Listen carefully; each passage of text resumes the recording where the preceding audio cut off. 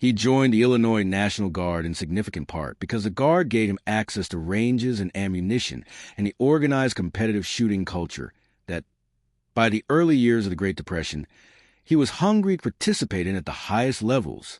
This wasn't simply a hobby for him. The language George would use later in his life about marksmanship was a language of philosophy and preparation. He believed deeply that the ability to shoot accurately was not just a useful skill, but a form of national readiness, a way of keeping alive the fundamental capability that citizens in a free country might someday be called upon to exercise in defense of that country. It sounds idealistic when stated that way, but there was nothing abstract about how he went about it. He practiced with the focused intensity of someone building toward a specific and measurable goal. His dedication paid off in ways that went beyond ordinary achievement. Among his competitive accomplishments, George became the youngest person in Illinois history to win the state championship in the 1,000-yard long-range shooting competition. Let that sink in for a moment. 1,000 yards is nearly 6/10 of a mile. At that distance, the target is essentially invisible to the naked eye. The shooter is dealing with every variable that physics can throw at a projectile: wind, drift, bullet drop. The mirage effect of heat rising from the ground distorting the air between the shooter and the target. The shooter's own heartbeat and breathing influencing the point of impact. Hitting a target consistently at that range requires not just natural ability, but hundreds of hours of deliberate practice, and a deeply internalized understanding of external ballistics that most people never develop. George had not merely done it. He had done it better than anyone else of his age and his state. He used the income from his guard service to save up for the finest civilian sporting rifle available at the time. That rifle was a Winchester Model 70, chambered for the .30-06 Springfield cartridge. He paid for it with what he described as roughly 2 years of accumulated National Guard pay, no small investment for a young man in Depression-era America, and he had it fitted with a Lyman Alaskan scope. This was not a random choice made by an enthusiastic amateur. George understood exactly what he was buying and why. The Winchester Model 70, introduced to the American market in 1936, had immediately established itself as the benchmark by which every other bolt-action sporting rifle would be judged. Collectors and shooters would later give it the enduring nickname, the rifleman's rifle, a description that emerged organically from the community of people who shot and competed with it professionally. It was built on a Mauser-type controlled round-feed action, meaning the cartridge was held securely by the extractor from the moment it left the magazine all the way until it was ejected after firing, virtually eliminating the possibility of feeding malfunctions. The trigger was adjustable, crisp, and consistent. Not the heavy, uncertain military-style trigger of the standard service rifle, but a precision instrument that broke cleanly and predictably, shot after shot. The bolt handle was designed with a specific geometry that allowed for low-scope mounting without interference. Every element of the design spoke to the same priority: accuracy, repeatability, and the confidence of a shooter who knew exactly what his rifle would do. The Lyman Alaskan scope that George mounted on it was similarly a high-quality piece of glass designed for serious use in demanding field conditions. It gave him the kind of optical clarity and target identification capability that no iron-sighted rifle could match. The ability to see, with genuine precision, a target that a man with iron sights might struggle to identify at all. When the United States Army came calling after Pearl Harbor, inducting the Illinois National Guard into federal service, and beginning the long process of transforming a force of citizen soldiers into a war machine, Second Lieutenant John George packed his Winchester into his kit. It was entirely his own private property. The Army hadn't issued it, hadn't paid for it, and wasn't entirely sure what to do with the fact that one of the officers had arrived with what some of the superiors would dismiss as a deer rifle. He went up the gangplank, as he would later write, feeling a particular kind of irritation, not about going to war, but about the fact that administrative chaos had meant his rifle had been at the factory being worked on, and he'd had to arrange for his family to ship it to him at his military address after he'd already left. He was going to war, and the thing he worried about most was getting his rifle delivered to the right place. That tells you something essential about the kind of man he was, and the priorities that drove him. Before we get to what John George did with that Winchester on Guadalcanal, it's worth spending some time with the rifle itself, because the mockery it received from his fellow officers and superiors was not entirely without a superficial logic. It was just a logic that was completely wrong about what mattered in the fight that was actually happening.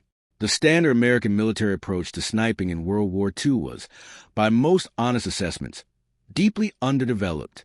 The Army's official sniper rifle at the time was a variant of the Springfield M1903 fitted with a telescopic sight, a solid, battle-tested action that had been in service since the early years of the 20th century.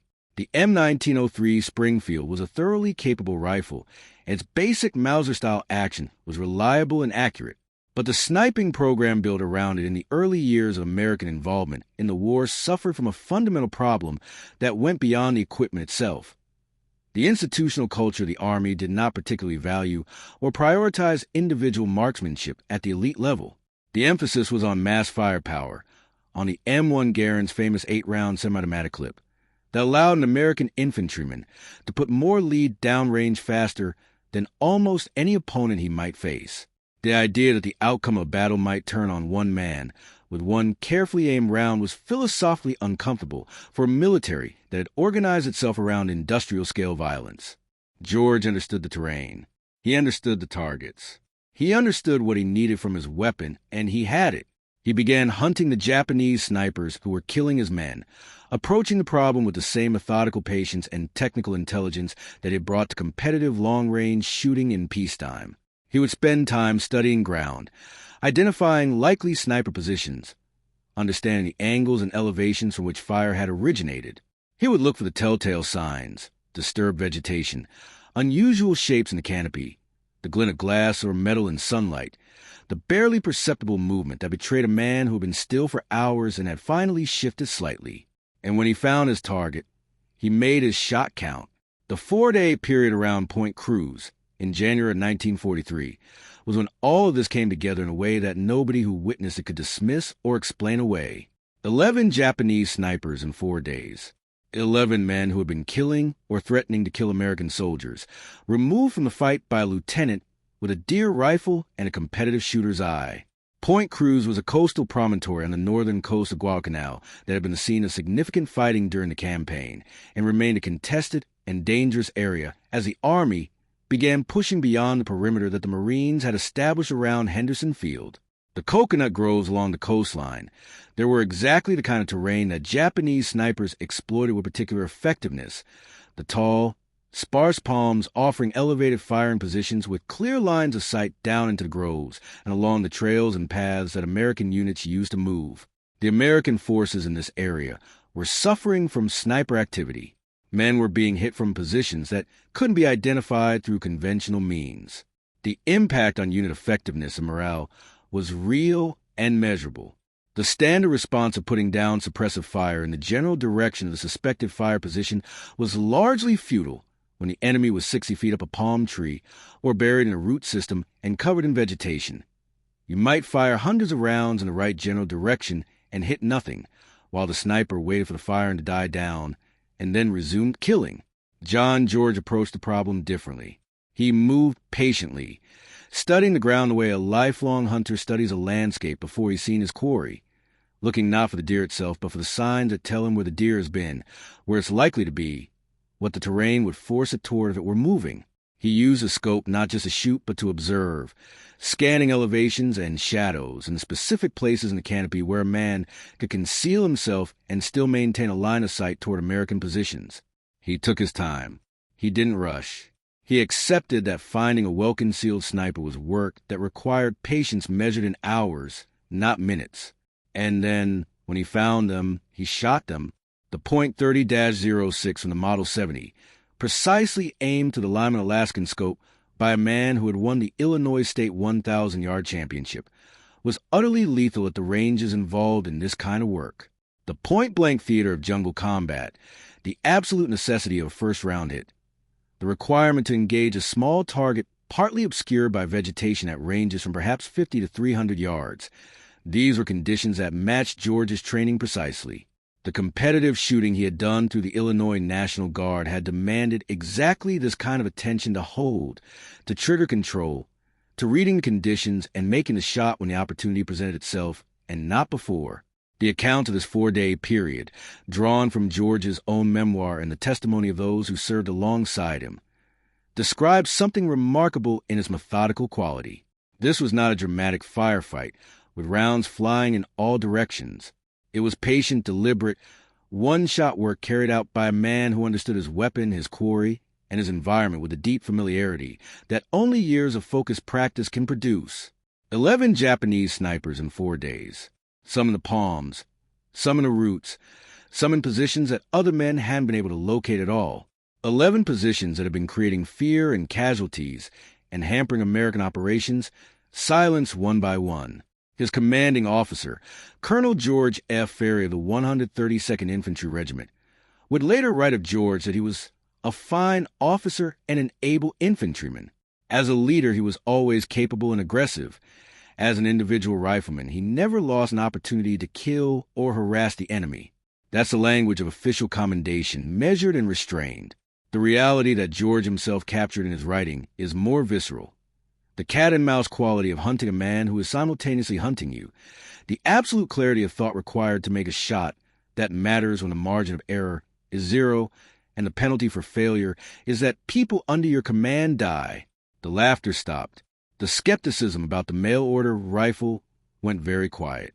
The men who had joked about the hunting rifle began to understand that what they'd been dismissing as a sporting affectation was actually a precisely chosen tool that George had selected based on a genuine understanding of what the fight demanded, an understanding that the Army's own procurement and training systems had failed to develop at the institutional level.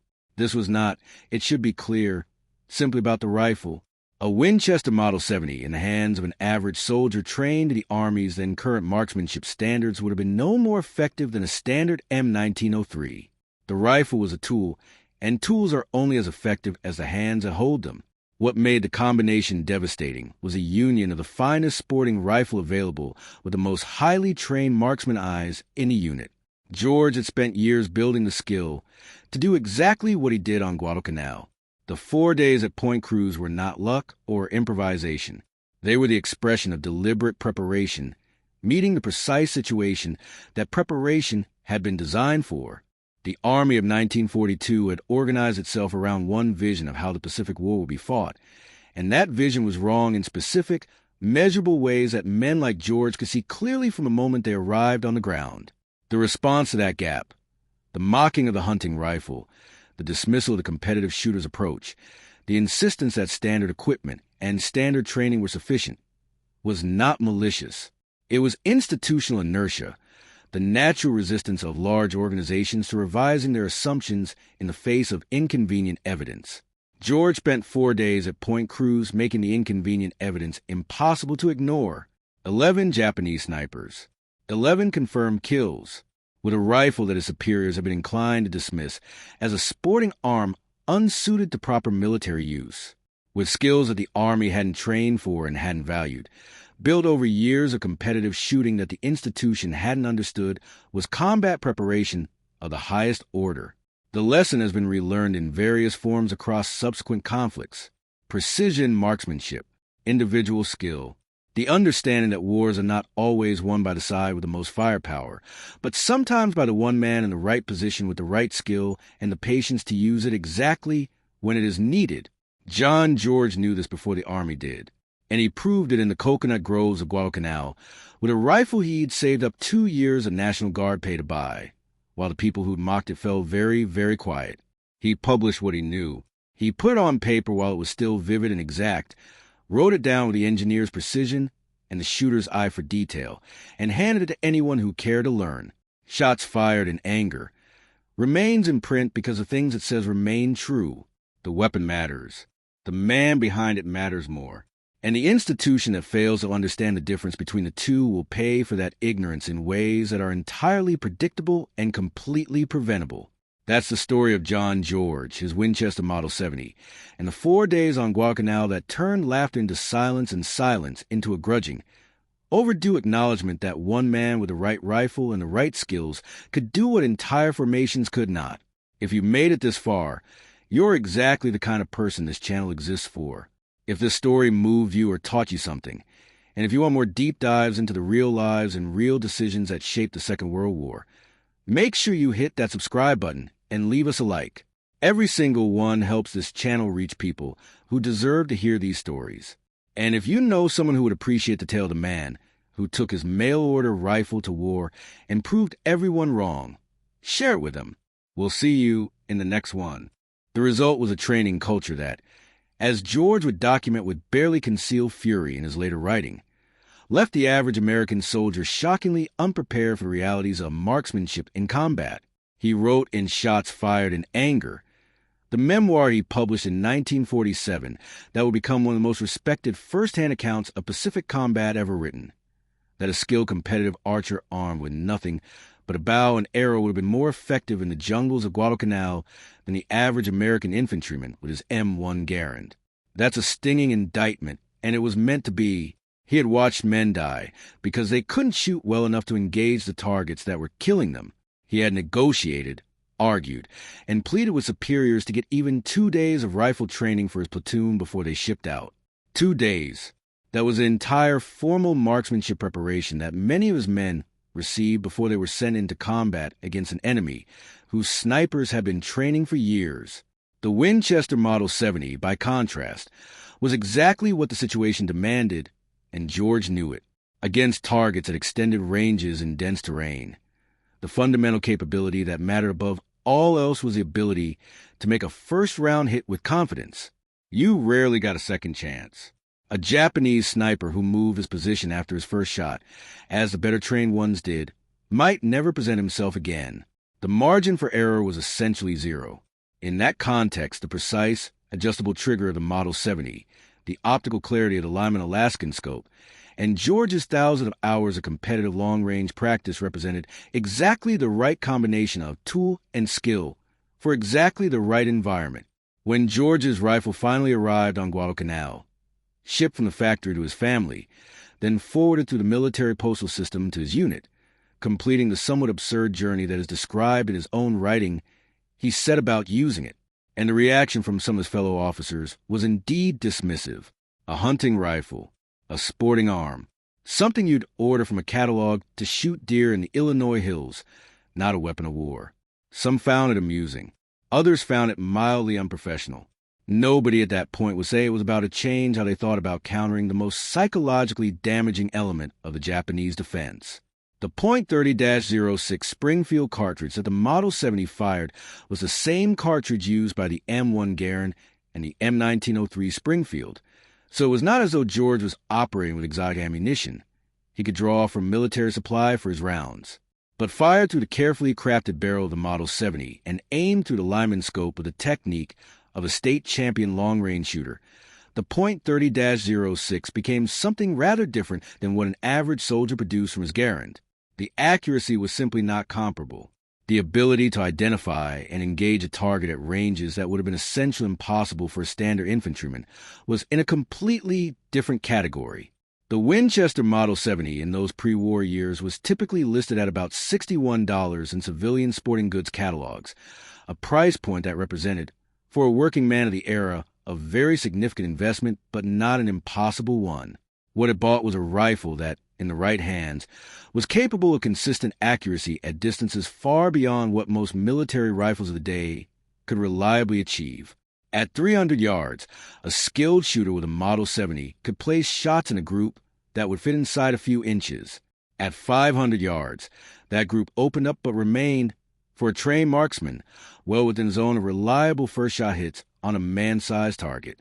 At 1,000 yards, the range at which John George had won his Illinois state championship, the rifle could still deliver results that few weapons of the era could match. None of this mattered to the officers who laughed, right up until the moment it did. The fear that Japanese snipers generated on Guadalcanal in 1942 and early 1943 was not abstract or theoretical. It was embedded in the daily reality of the soldiers and Marines who served there in a way that fundamentally shaped how they moved, how they thought, and how they felt about every moment spent outside a fortified position. To understand why what George did was so significant, you have to understand just how deeply that fear had been established and why the military had struggled so badly to counter it. The Imperial Japanese Army had been developing its sniper capability through years of combat in China and Manchuria before the United States ever entered the war. Japanese soldiers received extensive marksmanship training as part of their standard infantry preparation, and the soldiers selected for dedicated sniper roles. Those trained in concealment, camouflage, and the patient, methodical approach to long-range individual shooting were among the most capable in the world at what they did. Their weapon was primarily the Type 97 sniper rifle, a variant of the Type 38 Arisaka fitted with a 2.5 power Tokyo telescopic sight mounted on the left side of the receiver. The weapon had genuine limitations. The low magnification of the scope restricted its effectiveness at very long range, and the mounting position required bolt handle modification that some shooters found awkward. But these limitations were largely irrelevant in the dense jungle terrain of the Solomons. Japanese snipers on Guadalcanal rarely needed to shoot at extreme distances. Their tactics relied almost entirely on close-range concealment. Japanese sniper doctrine was, by contemporary standards, aggressive to the point of being suicidal, and deliberately so. The doctrine did not emphasize survival in the way that Western sniper programs did. Japanese snipers were expected to remain in position, continue shooting until they were killed, and take as many enemies with them as possible. The idea of withdrawing after a kill to preserve operational security, standard practice in other armies, was largely foreign to the Japanese snipers' training. This meant that individual Japanese snipers could be located and killed once their position was identified. But identifying their position was a nearly impossible part, and it was here that the Japanese approach achieved its most devastating psychological effects. The story of John George and his Winchester on Guadalcanal is remarkable on its own terms as an individual narrative. But George himself, methodical, analytical, deeply serious about understanding why things worked and why they didn't, was determined that it be understood as more than that. The memoir he published in 1947, Shots Fired in Anger, a rifleman's eye view of the activities on the island of Guadalcanal, is unusual among World War II memoirs in that it is as much a technical and doctrinal analysis as it is a personal narrative. George was trying to make the Army understand something, and he was frustrated that it was taking so long. The core of what he was trying to communicate was simple and devastating. American soldiers in 1942 and 1943 could not shoot well enough for the war they were fighting. The marksmanship training they received before deployment was wholly inadequate for the demands of combat in the Pacific theater. While the Japanese had spent years developing a sniper capability built on the understanding that individual precision shooting was a force multiplier that could hold entire units in check at minimal cost, the American military had largely allowed its marksmanship culture to atrophy. The emphasis had shifted the volume of fire to the semi-automatic Garand and the concept of overwhelming firepower rather than aimed, deliberate shots. There is nothing inherently wrong with that philosophy in the right context. Against massed enemy formations in the open, the M1 Garand's 8-round semi-automatic capability was a profound advantage that helped win battles across the European and Pacific theaters.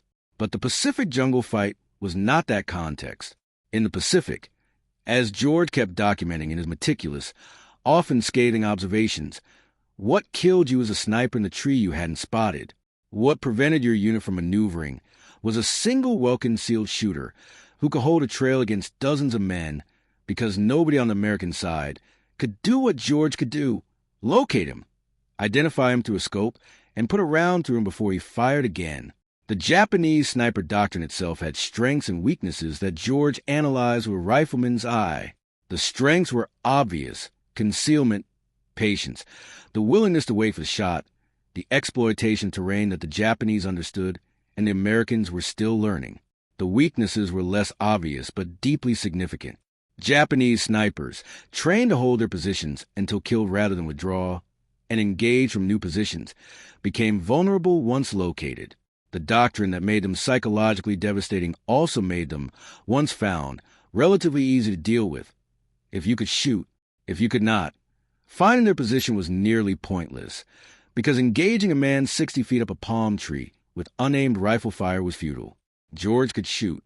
His Model 70 could reach things that other men's rifles couldn't effectively address. The combination meant that finding the position was the hard part. The shot itself for him was routine. He documented the Japanese weapons with the same analytical care he brought to everything else. He examined captured Arisaka rifles and their optics. He studied their concealment techniques. He interviewed prisoners where that was possible and studied captured documents where it wasn't.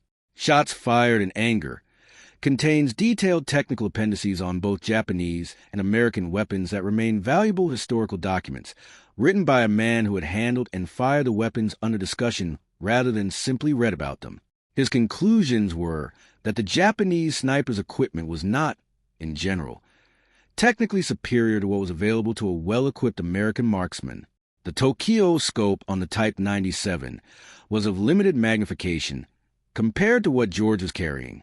The Arasaka action was solid, but not exceptional. What made Japanese sniping so effective was the doctrine and the training and the terrain exploitation, advantages that skilled American marksmen could neutralize and eventually exceed. What was needed, George argued with the persistence of a man who had seen the consequences of the alternative, was a systematic American sniping program, dedicated training, selection of soldiers with genuine aptitude and existing marksmanship background, equipment that matched the task, recognition at the institutional level that individual precision shooting was a combat multiplier worth investing in. These arguments found some purchase. The Army did develop more robust sniping programs as the war continued, and by the later years of the Pacific Campaign, American counter-sniper operations had improved substantially. George himself was a significant part of why George's story doesn't end on Guadalcanal. After the 132nd Infantry's combat role on the island concluded with the island's final clearance in February 1943, the grinding 6-month campaign that had begun with the Marine landings finally concluded, George went on to one of the most extraordinary episodes in the entire American experience of the Second World War. He became one of the men of Merrill's Marauders, officially designated the 5,307 Composite Unit Provisional. The Marauders were assembled following the Quebec Conference in August of 1943, drawing volunteers from units that had already seen combat in the Pacific, Guadalcanal, New Guinea, New Georgia, for a mission that was described to them in the most honest terms possible as dangerous and hazardous. Many of them signed up precisely because of that description.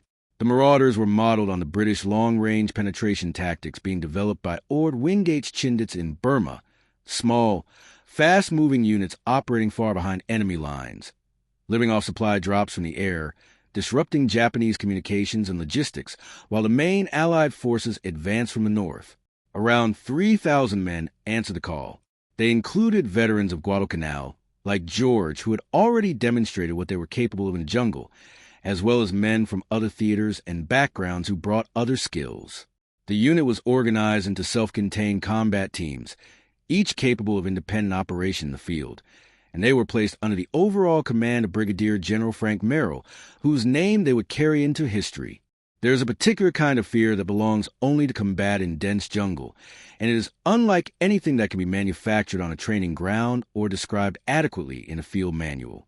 It's the fear of the unseen shot, the bullet that arrives before the sound, the man next to you who simply drops mid-sentence, and you spin around looking for the source and see absolutely nothing, just a wall of green, the tangle of roots and shadow and heat shimmer, and somewhere in that silent cathedral of vegetation, someone who has been watching you for a very long time. That was the daily reality on Guadalcanal in late 1942 and early 1943, and for the soldiers of the United States Army arriving to relieve the Marines who had bled for the island through the brutal summer months, it was a reality that killed men before they ever truly understood it. The Japanese Imperial Army had turned the art of concealment into something approaching science. Their snipers didn't just hide. They became part of the landscape itself. They tied themselves to the high branches of coconut palms and covered themselves in palm fronds. They buried themselves in root systems at ground level and waited in perfect stillness for hours. They positioned themselves in the dense jungle canopy where the light filtered down in shifting patterns, and they wore clothing that broke up their outlines until they looked like nothing more than shadow and leaf. Guadalcanal itself was a place that wanted to kill you regardless of whether the enemy was trying. The island sits in the Solomon Islands chain, just south of the equator, and the climate is merciless.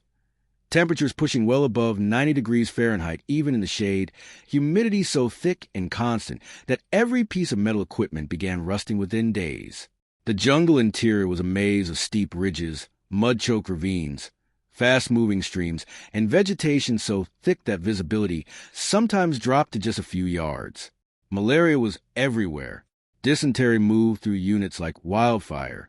Soldiers dropped from heat exhaustion and tropical disease at rates that sometimes exceeded battle casualties. And through all of it, the Japanese snipers moved and waited and killed with a quiet, methodical efficiency that was slowly becoming one of the most psychologically devastating elements of the entire Pacific campaign. The Guadalcanal campaign had begun on August 7, 1942, when the 1st Marine Division landed in the first major Allied offensive operation against Japan in the entire war.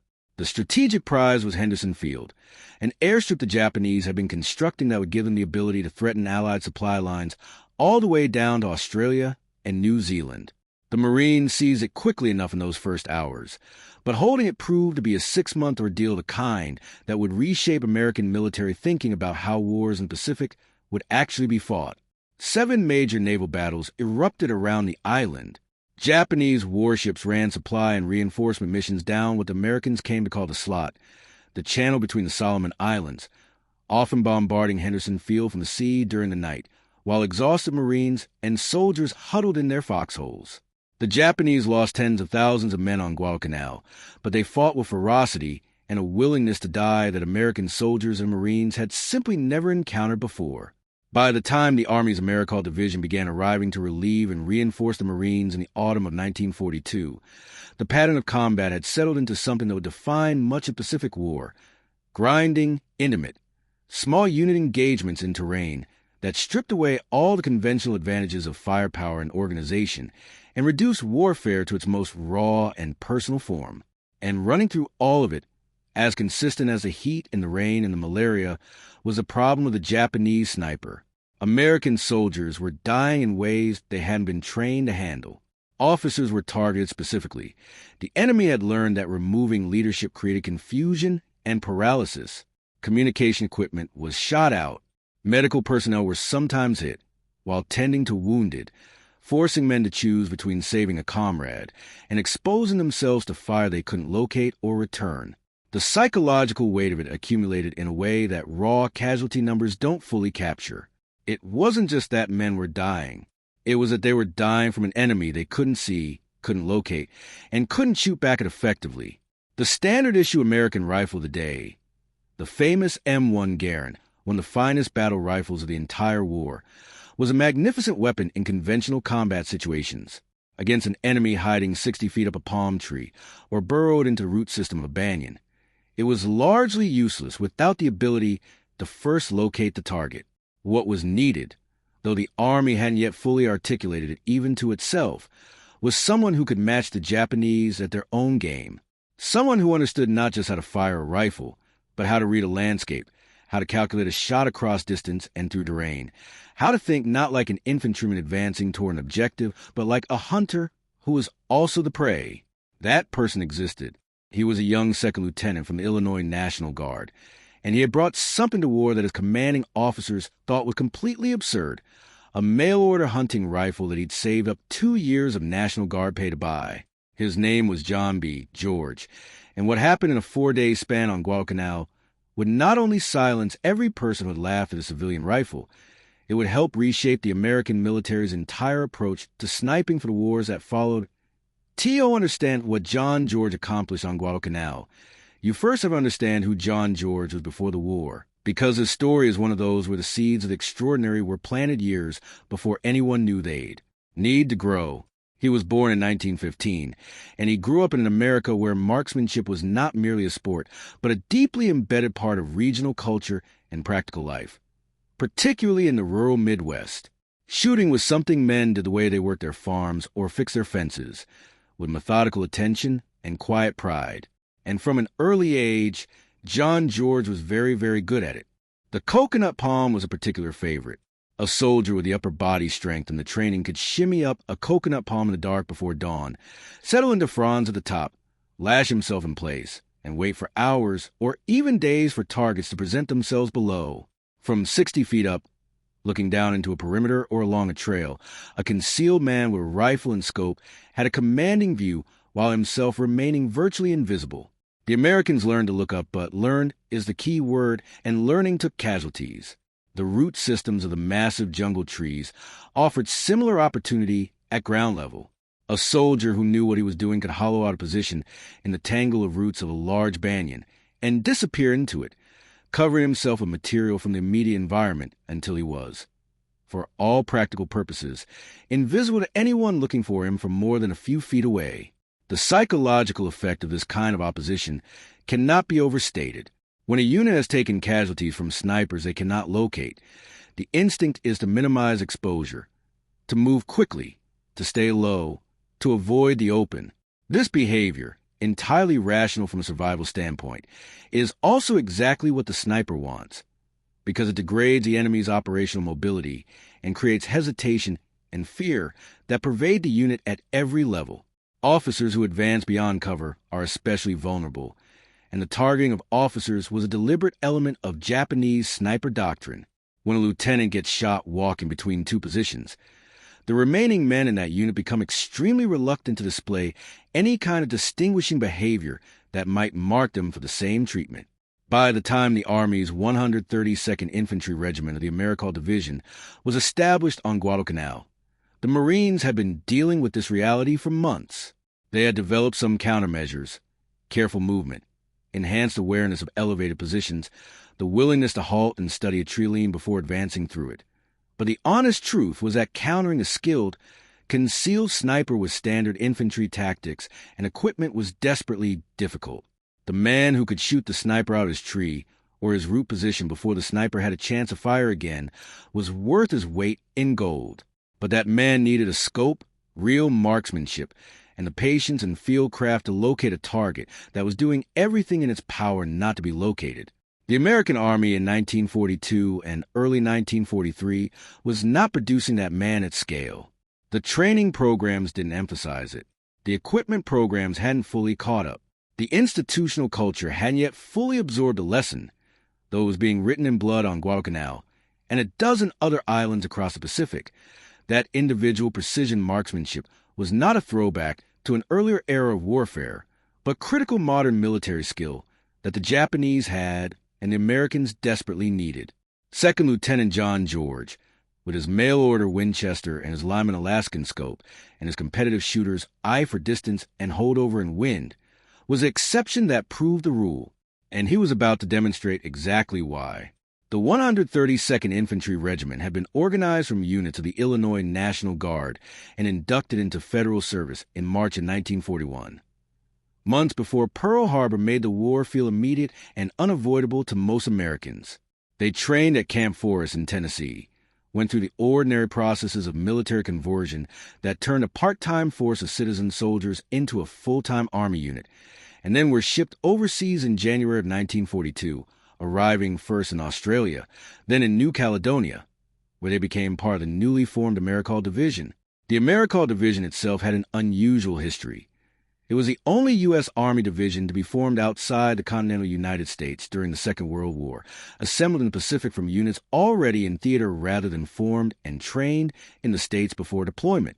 Its name was a contraction of American New Caledonia, reflecting the circumstances of its formation.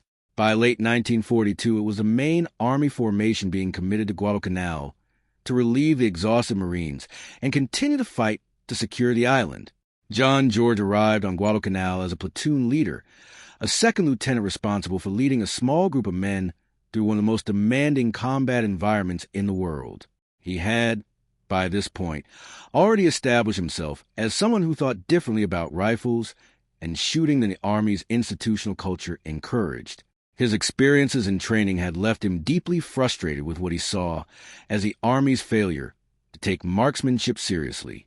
He had watched, with growing alarm, the gap between the shooting skills he knew a trained marksman could bring to bear and the skills that the average infantryman was actually arriving with. He had fought for 2 days of rifle range time for his platoon before they shipped out. 2 days, and he had gotten it only through persistence bordering on insubordination. When the Winchester finally caught up with him on Guadalcanal, shipped from the factory, forwarded to the military postal system, making the roundabout journey that George himself had described with wry frustration, he had it and his hunting ammunition and his scope and the knowledge of how to use all of it at a level that very few people anywhere in the U.S. Army could match. The reaction from some of his fellow officers was predictable. A hunting rifle, on a battlefield, ordered from a catalog. It wasn't quite open ridicule in every case, but the skepticism was evident and the dismissiveness was real. This was not standard military equipment. It hadn't been issued, hadn't been tested to military specifications in the conventional sense, and wasn't part of any official sniping program.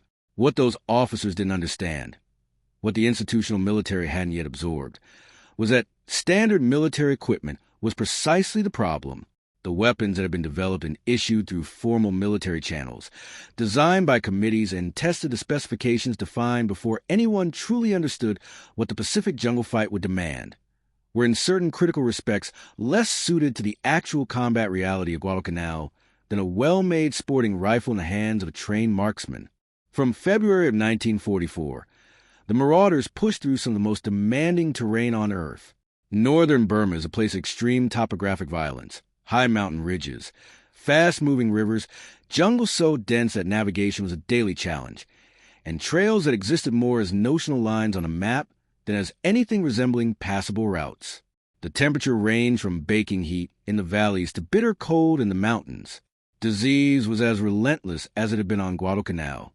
Malaria, dysentery, typhus, scrub typhus, amoebic dysentery.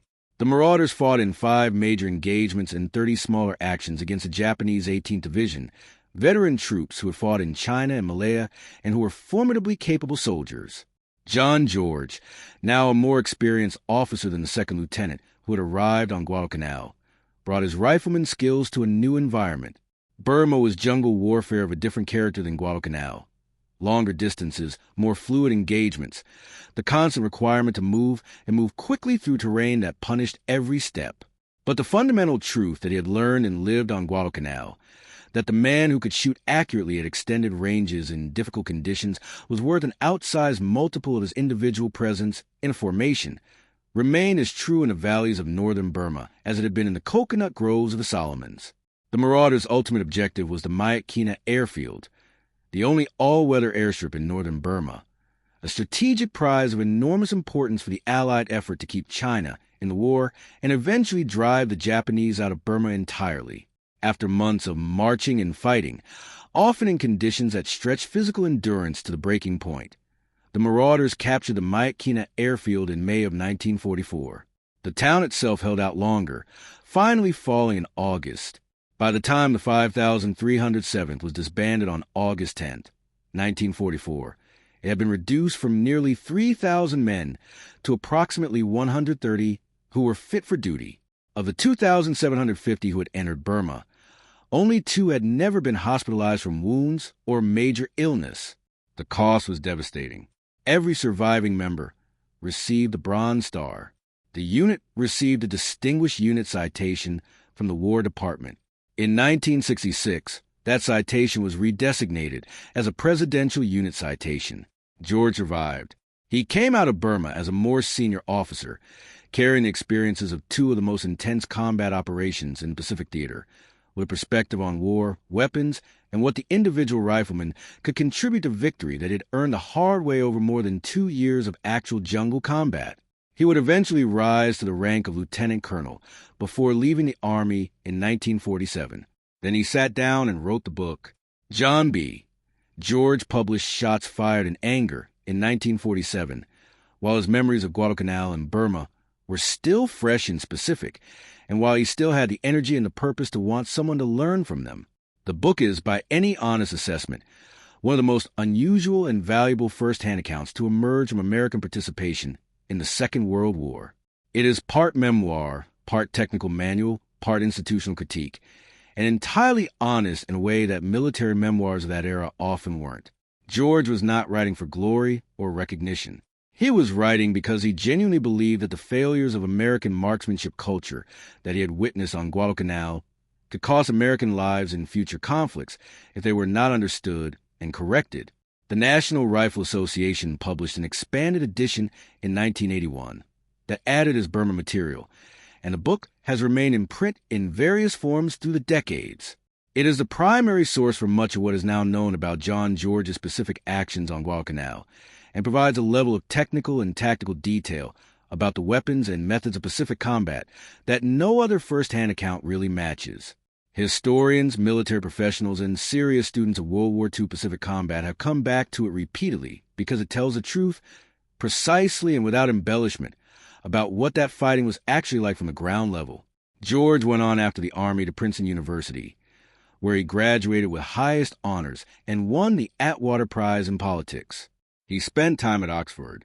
He went to British East Africa to study that region's institutions, eventually settling in Washington, D.C. to work as executive director of the Institute of African American Relations. He later joined the State Department's Foreign Affairs Institute as a consultant and lecturer. The man who had won the Illinois State Championship in long-range shooting carried his hunting rifle to war and used it to kill 11 Japanese snipers in 4 days on Guadalcanal, became an academic and a diplomat. He died in 2009 at the age of 90, having lived a life of extraordinary breadth. The Winchester Model 70 that traveled with him to Guadalcanal went on, in various forms, to become one of the most storied military sniper rifles of the 20th century.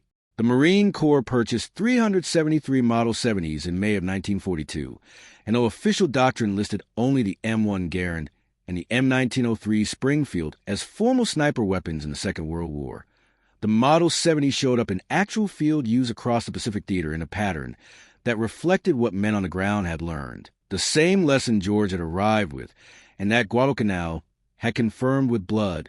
The same rifle in updated and modified forms would be used by Marine snipers in the Korean War and the Vietnam War, where Gunnery Sergeant Carlos Hathcock, the legendary white feather sniper with 93 confirmed kills, relied on a Winchester Model 70 chambered in .30-06 with an 8-power underscope to become one of the most feared marksmen of that conflict.